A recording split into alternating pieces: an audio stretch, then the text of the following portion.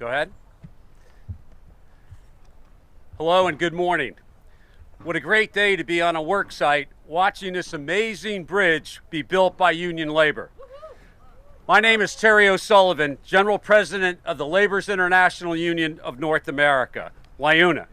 It is a great honor to stand beside one of our very own from LIUNA, a fierce advocate for working people and our nation, a proud member of LIUNA Local 223, and now the Secretary of U.S. Department of Labor, Marty Walsh. I must also salute Transportation Secretary Pete Buttigieg, Leader Steny Hoyer, Congressman Eleanor Holmes Norton, and the one and only Washington, D.C. Mayor Muriel Bowser. You are all great champions for the working people of our country and of Washington, D.C., Maryland, and the surrounding area. Thank you for all that you do each and every day. I'd also like to recognize Denny Martyr, LIUNA Regional Manager and Vice President, as well as all the representatives of the South Capitol Street Bridge builders. Rebuilding the Frederick Douglass Bridge is an example of how infrastructure strengthens working people, their families, and their neighborhoods.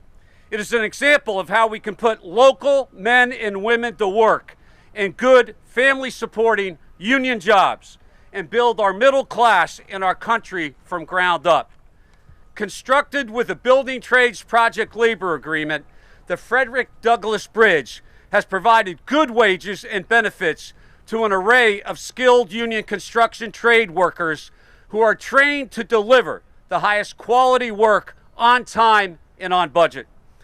When we build union, working people, taxpayers, communities, and our country all benefit.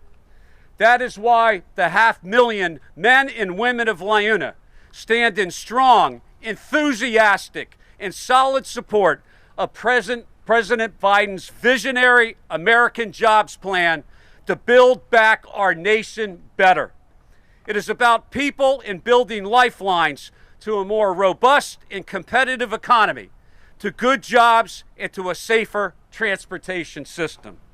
Now it is my honor and my privilege for me to introduce one of the LIUNA union construction craft workers behind the building of this structure, one of the many men and women who do the hard work and get the job done, a construction laborer for over 9 years, and whose father was also a laborer.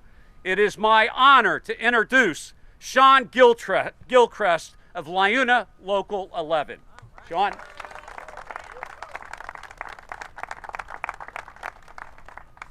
How everyone doing today? Great. That's good.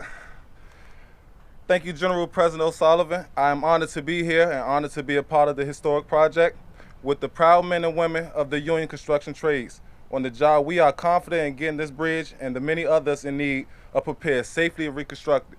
I would like to thank the White House and Mayor Bowser for making infrastructure a priority.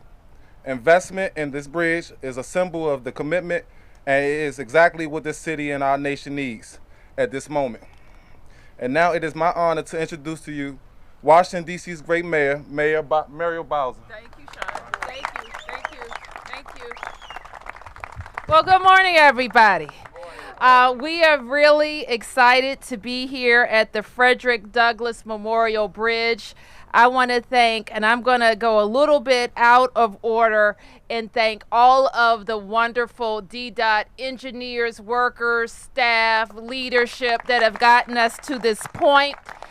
I want to thank our partners with the Frederick Douglass Bridge Builders. And I, of course, want to honor and thank our guests, Mayor Walsh and Mayor Buttigieg, the secretaries Walsh and Buttigieg. Give them a big round of applause.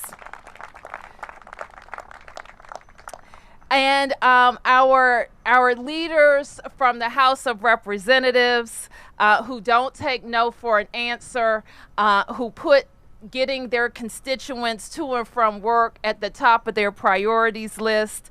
And when I sat down with our Congresswoman to talk about this project, she gave me the very, very long history of the project.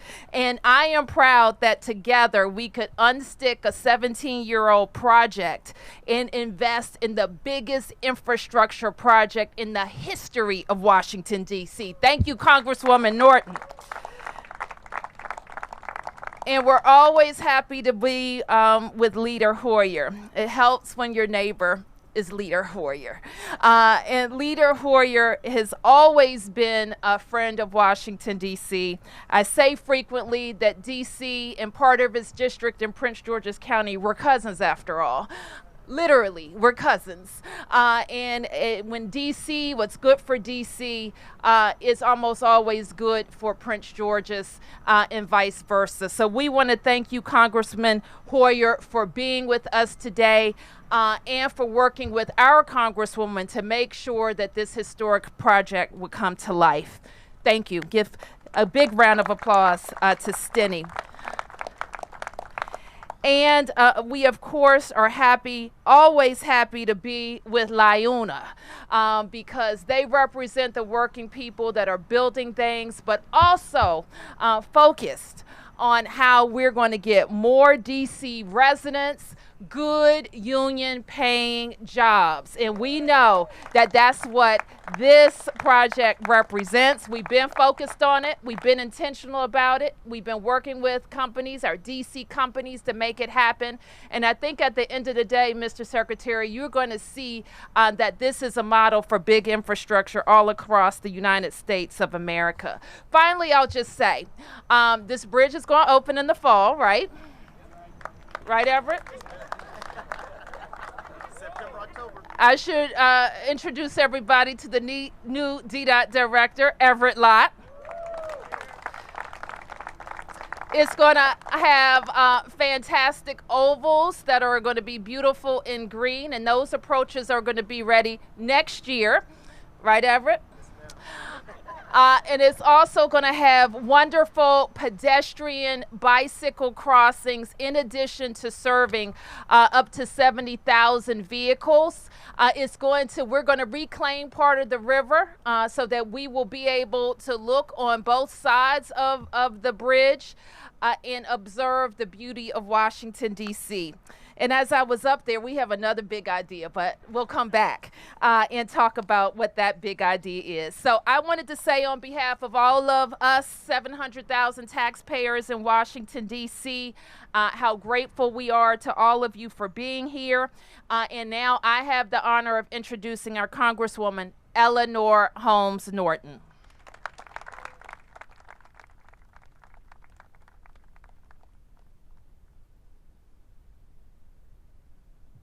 Thank you, Mayor Bowser. Thank you, Secretary Buttigieg, for being here. I want to thank my good friend, Steny Hoyer. I have something to say about him in a moment because he's very important to what we're doing here. President LIUNA, President O'Sullivan, it took a lot of actors to make this happen. I'm sure I've left out some of the names when you consider how long it has taken us to get where we are today. Don't ever call this the South Capitol Street Bridge again. This was long ago named the Frederick Douglass Memorial Bridge for one of the heroes of our country and certainly of our city. Of course, Frederick Douglass was born in Maryland. And think about what this bridge does and why I regard it as the most important bridge in our region. It not only connects wards 7 and 8 across the Anacostia to the city with the other 6 wards, but it connects commuters and visitors as well. It's as if you couldn't get to the District of Columbia if there weren't a Frederick Douglass Bridge. It is the connective tissue that holds our city together. That is why Majority Leader Steny Hoyer and I in my role as senior member of the Committee on Transportation and Infrastructure and chair of the Subcommittee on Highways and Transit, spent most of the last decade seeking, squirreling away funds in each appropriation bill until we finally got the 60% federal funding match for this bill. So I'm particularly grateful to my good friend and neighbor, our neighbor, Steny Hoyer, who has been a leading champion, by the way, of D.C. statehood, for his inestimable help with the funding of this bridge. Much of the development of my own bills, the bills I have brought to D.C. over the past few years, particularly the wharf, the Capitol Riverfront, and the yards, will come to full fruition because of the Frederick Douglass Bridge, which will bring people to our new world-class waterfront. The waterfront development is still in progress, creating well-paid construction jobs, Launa, in the short time, and business to assure long-term job and economic growth. The Douglass Bridge, this gorgeous thing that we see before us, is a shining example of federal infrastructure at work. I will be showcasing this bridge in my role as chair of the Subcommittee on Highways and Transit as we move for passage of the major bill this year.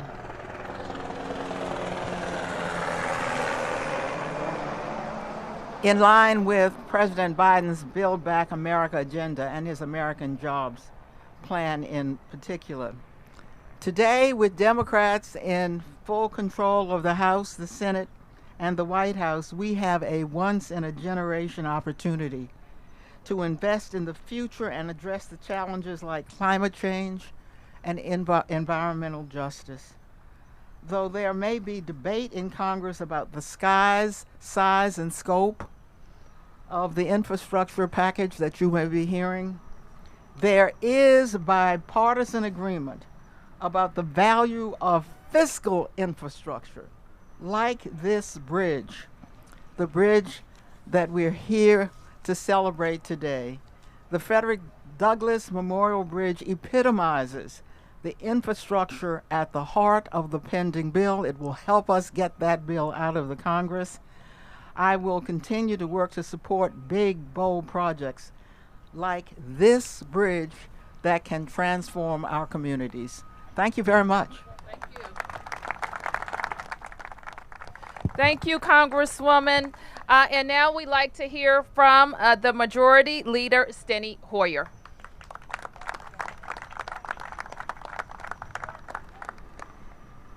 I'm going to take off my mask, but I wore this mask. You all have this. 51st state. Oh, I like it. I like it. 712,000 Americans are not yet first-class citizens, and we need to make them so. They need to have all the rights, particularly to vote. Now, there's some people in America who don't want everybody to vote. I'm not one of them. So, Governor Bowser, I'm glad to be here with you. Thank you. Thank you, Mr. Leader. And Secretary Buttigieg, we'll all come hat in hand, for you've got so much money. You're going to put so many people to work. You're going to make a difference for America. And this young fella, I was in his office in Boston. It was a wonderful office. He's got a pretty good office now. He didn't come down. But you're going to make sure that the people who work on these jobs are treated fairly, have good salaries, and good futures. So thank you, Mr. Secretary. Thank you, Mr. Leader. And Terry O'Sullivan. Terry O'Sullivan and I are alike. You know, we do the talking. Sean Gilchrist and his friends, they do the work. Thank you, men. Thank you for the work you do.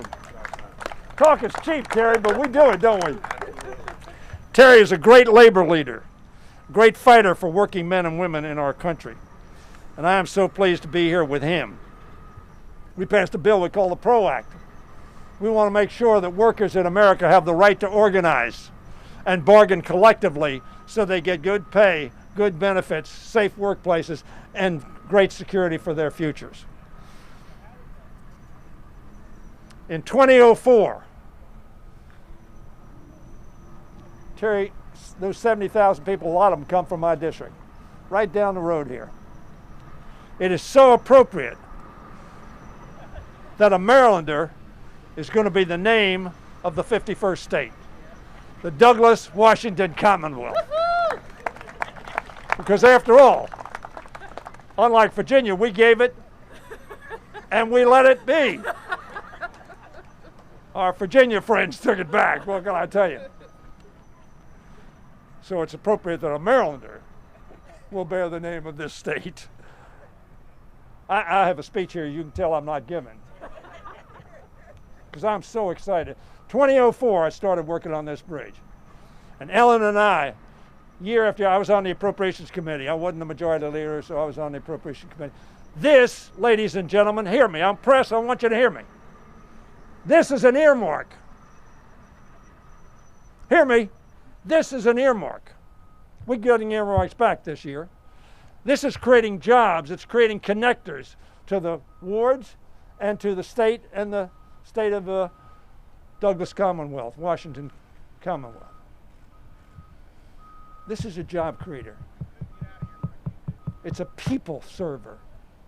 It is a connector bringing us together as a region, as two states, to help one another grow and succeed.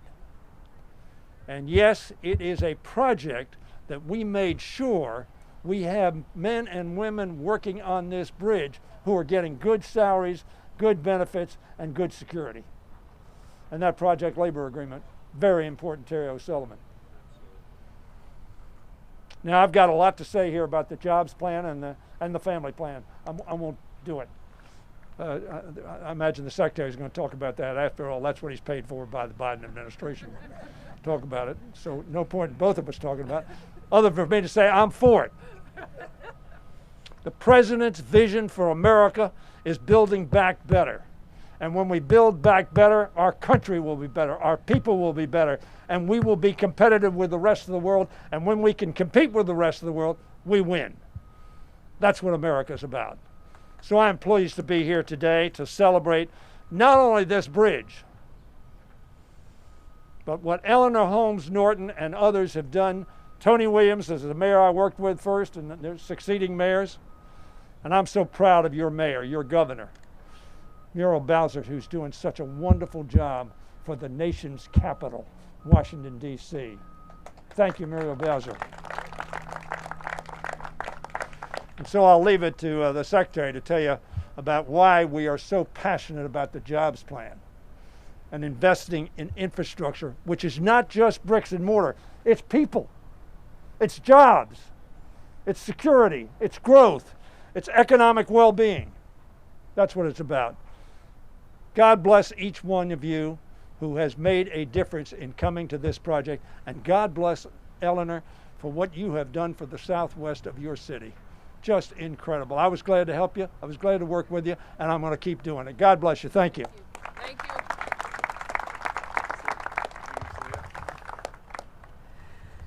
And now let's get to those jobs and talking about those jobs. I wanna say this, and I should introduce our Director of Employment Services, Unique Morris Hughes, who's with us today as well. But she sent me a couple of stats. Just before the pandemic hit us, our unemployment levels were at 5.3%. At the height of the pandemic, they went up to 11%. Today, we're back down to 7.8% and driving down to get to pre-pandemic levels. And it's going to take all of us to bring our people back to work, get our cities open, get our kids back to school, and get back to growing and thriving our beautiful city. So with that, I have the opportunity now to introduce two friends. We're going to start with Secretary Buttigieg, who is the Secretary for Transportation, and then Secretary Walsh will speak to us and we'll be able to take a few questions. Secretary Buttigieg. Well, thank you, Mayor, my mayor, now that I am a resident and proud to be of the district, someday to be state, that we are calling home. Thank you, Majority Leader Hoyer, for your leadership. Feels good. I know it's not new anymore, but it feels good saying Majority Leader. And Representative Norton, thank you for your leadership. Thank you for your visionary words. I'm not just saying that because of your leadership on the committee that oversees my work, but it can't hurt.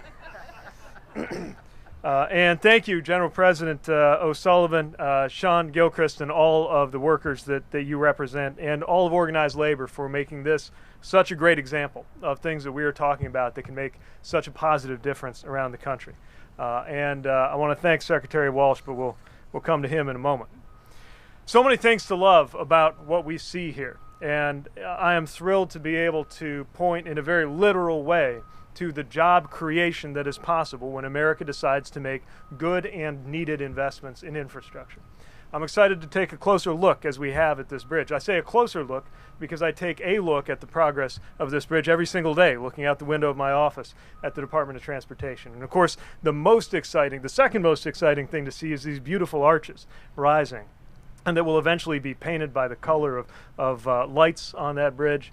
But the most exciting thing to see is the people who are working on this site and the livelihoods that come with this critically important work. I also want to applaud the decision to make sure that there is excellent bike and pedestrian infrastructure. Again, not just from a selfish perspective as somebody who intends to use it, but as somebody who is encouraging leaders across the country to look at the importance of active transportation. And I want to applaud the considerations of equity that have driven this work, something I'll return to in a minute. But as was mentioned earlier, we are also taking this opportunity to highlight the importance of the American Jobs Plan. An opportunity, a once-in-a-generation opportunity to make the investments that are needed for the next generations to thrive. And yes, that includes a lot about bridges. We got 45,000 bridges in the United States that are in poor condition. Many of you have followed the news of the fractured bridge in Memphis, which is causing such economic disruption in that area. Americans cross those bridges 178 million times every single day. That's why we need to put together the funding to repair our roads and bridges. And yes, our roads and not only our roads, but our ports and our airports. And yes, broadband internet is infrastructure. And yes, getting lead pipes out of the position to endanger our future is an infrastructure investment. All of these things fit together. And if we pass the American Jobs Plan, we will be making the biggest investment in American jobs since World War II. We're also setting out to do it equitably, which was what I want to feature here. There's two sides to what we've got to do in transportation equity. One of it is equity in who is served by the transportation asset and the linking of the 6th and 8th Ward, the connection of Prince George's County to D.C. All of the benefit that will come to those who have lived in this area is one of the reasons we're very proud of the Frederick Douglass Bridge. But there's also equity in terms of who gets the actual literal work opportunities that come directly with the investment. And that's why this project labor agreement is so important. That's why the local hiring that has gone on here is so important. And that's why I'm going to look at my notes here because we are making a little bit of news. I want to share that we are thrilled to announce that today the U.S. Department of Transportation is restarting and expanding our local hiring initiative with an additional focus on workforce development.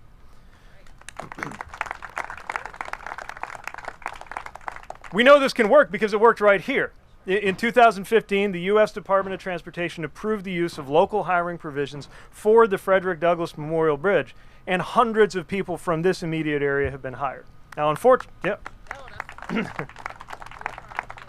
the unfortunate part is that the federal pilot program that enabled this kind of local hiring was discontinued under the previous administration. But that is why I am so pleased to announce that we are taking this new course. We are going to help people across the country get good jobs in construction and turn those jobs into great careers in the building trades. And yes, we're talking about good paying union jobs for the American people.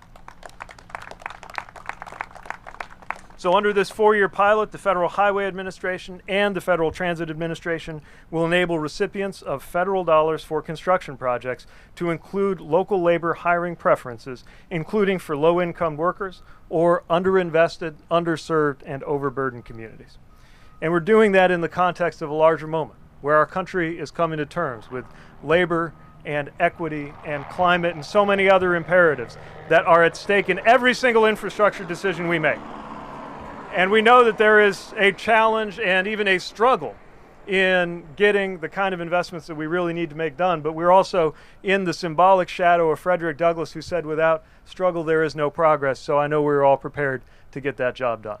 And with that, I have the honor of turning it over to a fellow secretary, a fellow mayor, someone we all looked up to in the community of U.S. mayors. It can be a little distracting when you hear his Midwestern accent, but if you can get past that, you will hear the wisdom of his words and you will admire his leadership as I do. Please welcome Secretary of Labor, Marty Walsh.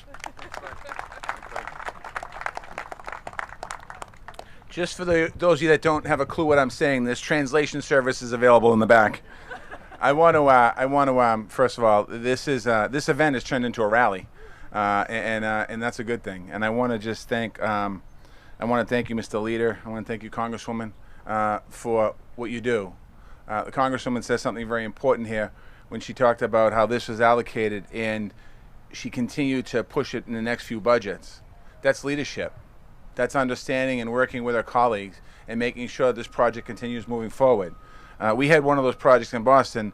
Congressman Joe Moakley used to hide this small project we had going through the city, the Central Artery Project or something. So anyway, they kept hiding it. And when you think about the impacts that you, both of you have done, thank you. Thank you for the American Rescue Plan. Money to get back into America, to businesses. The President launched the other day some money into child care that these two incredible leaders fought for, $36 billion, to help get families back, get their child care so people can get back to work.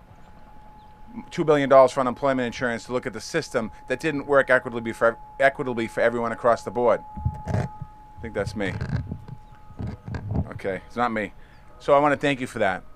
Mayor Bowser, I want to thank you for hosting us today. When I looked at this bridge, I got jealous because I'm saying, you know, I needed as mayor one of those in Boston. You and your team are amazing, not just here, but I've known the mayor for a long time.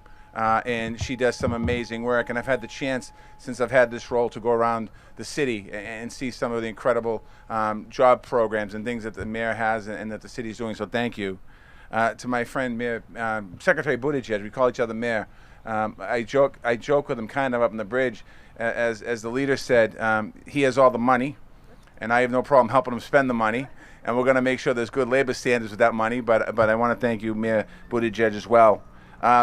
Sean Gilchrist, you did an amazing job. I know you left, you took a deep sigh. Thank you very much, Sean, for what you've done. To all the, and Terry O'Sullivan, I'll talk about you in a minute, Terry. To all the members on this, I know I'm a laborer, and labor's got a lot of shout outs today, but there's operating engineers in this job, there's carpenters, there's pile drivers, there's iron workers, cement masons, and other trades that are working on this project as well. And if you notice, they're really not here with us. They're up in the sun because they're probably having lunch right about now, because that's what they do. They work in the weather like this, and 2 weeks ago when it was freezing, they're in the weather. When it was raining, they're out there working. When it's snowing, they're out there working. And workers in the building trades work regardless of what the weather is. So I want to thank all the workers that are working on this project. You know, this we talked about the project labor agreement. We know there's a project labor agreement on this. We know that prevailing wages on this job. We know that Davis-Bacon's on this job. We know there's local hiring. We talked about that already. But I want to just take a minute to talk about the American Jobs Plan. And I want to just start on a couple stories. There were three men. One was an immigrant from Ireland that came to this country in the 50s. And he got married, and he put food on the table because he was able to join the laborers union, and he was able to raise his family. Another man fought for our country, joined the laborers union, and his son followed him in the laborers union as well, and his son is in a really special job right now. And another man whose father joined the laborers union right here in this city And now, years later, his son had the opportunity to be part of the workforce. Those three people are Sean Gilchrist behind me, whose dad was a member of the union. That other person, Terry O'Sullivan, whose dad was a laborer. Another person was me, Marty Walsh, the Secretary of Labor, whose father was a laborer. And when they joined the union, it was about the American dream. When they joined the union, for my father, it was about coming to this country and trying to send money back home and supporting a family. He met my mother here. They both came from Ireland. They got married. Sean's dad is about putting food on the table. Terry's dad is about putting food on the table. And for many years, organized labor did that and continues to do that. But in 2020, we have a unique opportunity. We have something the president unveiled the other day called the American Jobs Plan. And when you think about the American Jobs Plan, it's not about recovering from COVID-19. It's about building a stronger America. It's about building a country that we can be proud of, that we stay number one in the country in manufacturing and high tech and pharmaceuticals and every industry that we can do. In that job plan is infrastructure money. You see, as the leader said and the congresswoman said, this bridge isn't just a bridge. It's a connection. It has a historical meaning. So I should start it with that. The name itself, Frederick Douglass, what does that mean? And it means different things to different people. I mean, he means different things. For Boston, Frederick Douglass was in Boston. You think about the connections. I was just in the neighborhood the other day, just a minute ago, and I was over. I bought some coffee. I bought some supplies in a health store, and I was looking across the river at the park and looking at the stadium and thinking about the opportunity for connectivity, for opportunities on that side of the bridge for people on this side of the bridge, and opportunities for people on this side of the bridge on that side of the bridge. In the American Jobs Plan, infrastructure. In the American Jobs Plan, clean drinking water. 400,000 pipes in America are lead. Think about that. We're in the United States of America. 400,000 pipes in America are lead. This year we got hit with COVID-19. I know the mayor knows this. Everyone knows this. The other mayor knows this. In Boston, what I had to do is we sent everyone home. Everyone's learning online. And we got a lot of complaints. Why? Because people didn't have connection to internet. In our poorer communities, they didn't have the broadband access. So we had to buy hotspots and tablets and all this other stuff to make sure that kids had an opportunity to learn. That's in this plan all across America. Job training, something that the mayor's very proud of. There's over 200 people on this project that had the opportunity to be on this project to go to another job. If we're going to build back better, we need to build that back equitable. We need to make sure that every community of color in our community, whether it's African American, whether it's Latino, whether you're an immigrant, wherever you are, you have an opportunity to a good paying job, just like my father did and I did, just like Terry's dad did and he did, and just like Sean's dad did and Sean did. We need to continue to make sure the job training, workforce development. What's the importance of today? The importance of today is that you have three members up here, a mayor who runs a city, who's concerned about job training every single day and creating opportunities, the Secretary of Transportation, that when this bill passes, will have incredible opportunities for investment, to work with mayors to make sure that those investments hit the street, to work with the Secretary of Labor to make sure there's labor rights on those projects and make sure there's good opportunities for employment on those projects and make sure if we need job training, it's on those projects. All of this is the American Jobs Plan. For the press that's here, when you cover this, it's not Democrats versus Republicans. This American Jobs Plan has nothing to do with Democrats. This American Jobs Plan has nothing to do with Republicans. This American Jobs Plan has to do with Americans. This American Families Plan has to do with Americans. The American Rescue Plan has to do with Americans. How do we build back stronger? How do we build back better? How do we build back equitable? How do we make sure we make the investments? So I just want to say, as we continue to move forward here, it's an honor to be here today. It's an honor to be able to share with you a few words. This is an important project. It took 17 years for the Congresswoman to get to this point. We have an opportunity with the American Jobs Plan in the next 17 weeks to pass it, to make a difference across the entire country, from right here in Washington to South Bend, Indiana, to Boston, Massachusetts, to California, to North and South. So I just want to say thank you. I want to end by thanking the workers. I want to thank the workers in this project. I want to thank everyone who has something to do with this project, because you truly are. We get a chance to stand here and give a speech and then go back in our cars and go back to the office, and you build. And I want to say thank you for doing that.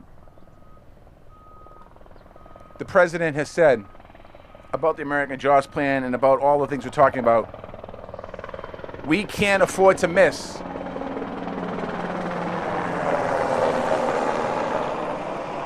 We can't afford to miss. When this project's complete, the workers who are wearing work boots and dirty jeans and hard hats, there's no guarantee there's a job for them after this job. When we talk about building back better, it means building back better so when the worker walks off this job, when Sean leaves this job, he's able to go to another job that provides him a good pay, good benefits, and the opportunity to raise a family. Thank you all for being here today.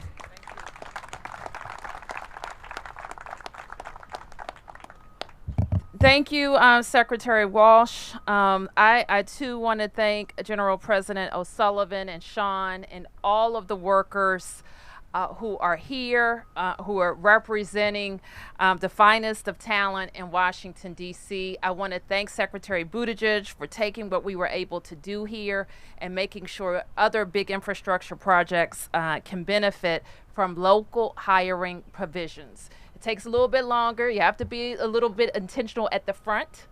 But the projects go smoothly and turn out just like this, so that we're very pleased about that. And we are going to take a few on-topic questions here. I will make myself available following the questions for our guest. Any questions? Yes. And if you could just introduce yourselves for the benefit of all of our guests. Thank you, Julie. Hi, Secretary Buttigieg. My name's Julie Zosmer. I'm a Washington Post reporter. I was hoping you could update us on your conversations with Republicans in Congress about this bill that you're talking about today and how you'd respond to the Republican proposal today to spend some of these investments on roads but not necessarily on other forms of transportation. So I'd say we had a productive conversation, and the purpose of our conversation was really to see where there are areas of overlap and to understand the perspective that they're bringing. We obviously start in very different places, but that's how negotiation works. And I want to mention that there's a lot of negotiation going on. After all, House and Senate members are also negotiating with each other as the committees take up things like the surface transportation bill that needs to pass this year. So we're going to continue working in the context of that dialogue, make sure that we understand one another's positions and of course, presenting the President's views going forward. Didn't hear a lot of red lines, as you've heard from our side. The main red lines that the President has expressed are, one, we're not going to raise taxes on anybody making less than $400,000 a year. Number two, that doing nothing is simply not an option for all of the reasons we just discussed. We have to get something done. Secretary Buttigieg, Dave Shepardson from Reuters. As you know, the President was in Michigan driving an electric truck yesterday. Are you concerned that the Republicans have expressed opposition to boosting EVs and other aspects of the infrastructure bill, that there is not going to be enough common ground? It's not just about getting to the right number.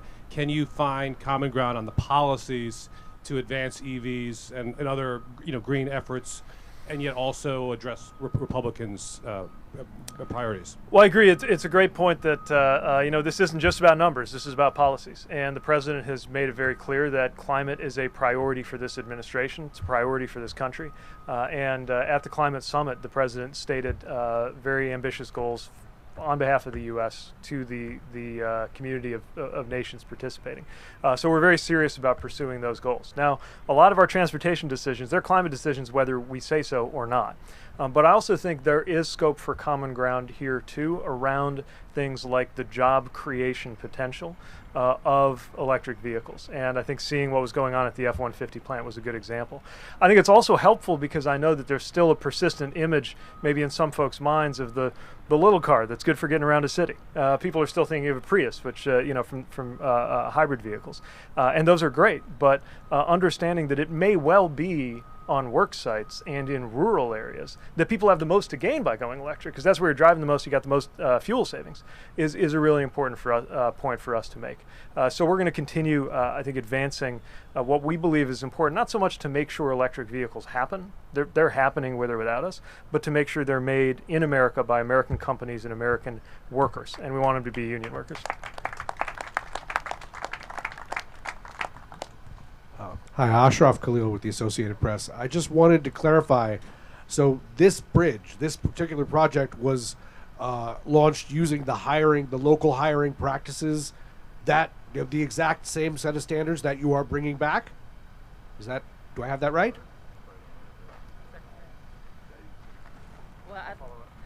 Well, as we were walking on the bridge, I was remembering, because this was at the start of my tenure in 2015. It was then DDOT Director Dormsjo that worked with the then Transportation Secretary on how we could unstick this project. It had been around for 17 years. Our Congresswoman had been working on the funding, but there was a lot of back and forth with USDOT. And one of the things that we put on the table, as I recall, I'm a little rusty on this one, is that we wanted the ability to have local hiring preferences. You know, we could talk about local contracting preferences another time, but we wanted to have local hiring preferences using federal funding. We committed then to make it a part of our process to go out before the project got started, before the RFPs got let, to start getting our community ready to apply for jobs and getting those jobs in the pipeline at DDOT with the construction partner.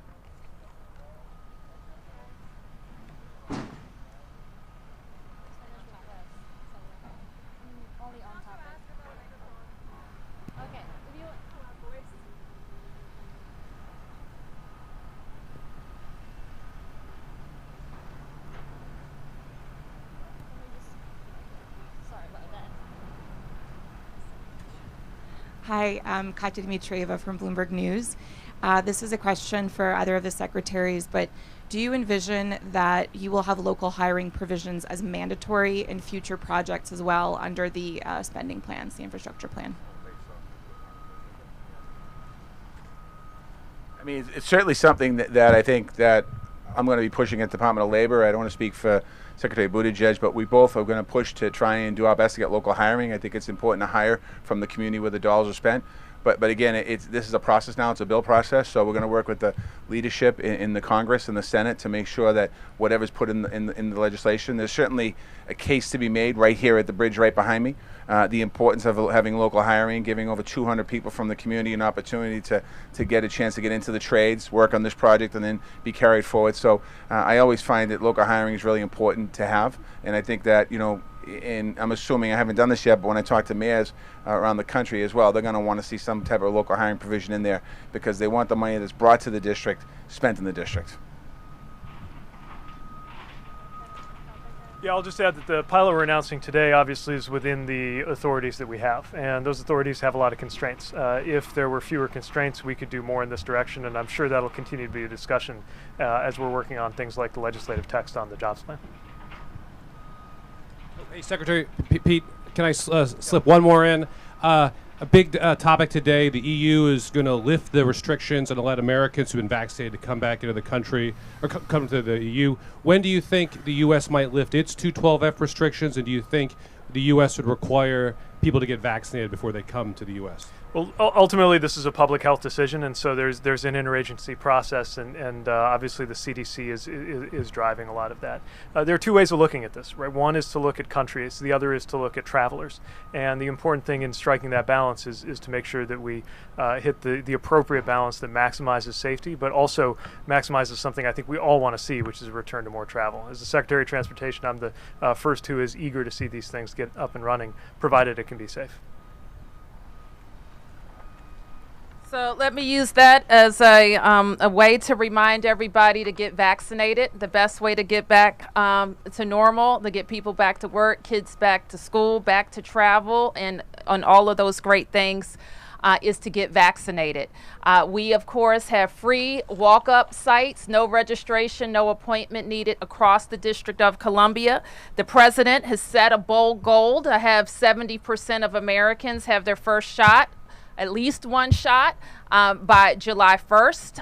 And we're going to do everything that we can to make sure DC residents, DMV residents, right, Steny, are doing exactly that. So thank you very much, everybody. And I think we're going to come over here for Everett and I will answer your local questions. Thank you.